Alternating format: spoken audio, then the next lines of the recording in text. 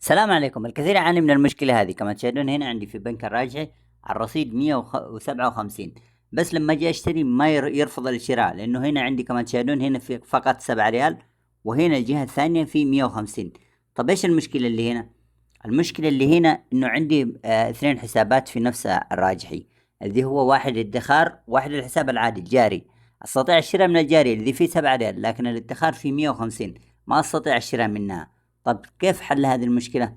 حل هذه المشكلة بسيط. كما تشاهدون أذهب إلى التحويل هنا، نفس التحويل، بعدين أعمل هنا بحساباتي، أدخل على موقع حساباتي هنا، بعدين كما تشاهدون هنا أعمل تحويل. كما تشاهدون أعمل تحويل، هذا طبعا الحساب الجاري، أدخل عليه وأعمل هنا تحويل، أكتب 150. هنا بعد ما حطيت المبلغ بختار الحساب واعمل تحويل عادي كأني بحول لشخص ثاني بس من داخل التطبيق.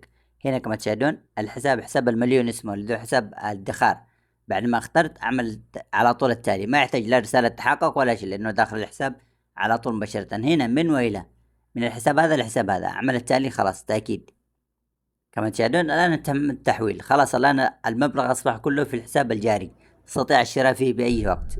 طبعا بعض الناس يسأل كيف جات للحساب الادخار، انا ما حطيته في حساب الادخار.